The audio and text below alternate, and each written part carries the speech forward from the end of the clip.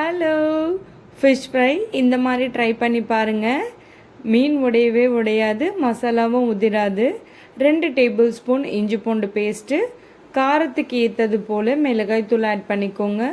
அதோட தனியாத்தூள், சீரகத்தூள், கொஞ்சமாக மஞ்சள், இது எல்லாமே ஆட் பண்ணதுக்கப்புறம் 2.5 டேபிள் ஸ்பூன் கார்ன்ஃப்ளவர் மாவு ஆட் பண்ணிக்கோங்க.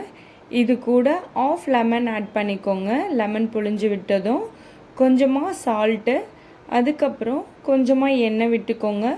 இதை இப்போ நம்ம கலந்து எடுத்துக்கலாம். இது கலந்ததுக்கப்புறம் லைட்டாக கொஞ்சமாக தண்ணி ஆட் பண்ணிவிட்டு ஒரு பேஸ்ட் லெவலில் நம்ம மிக்ஸ் பண்ணி எடுத்துக்கலாம்.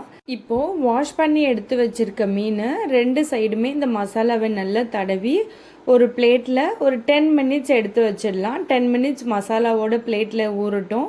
இப்போ ஃப்ரை பண்ண ஆரம்பிச்சிடலாம்.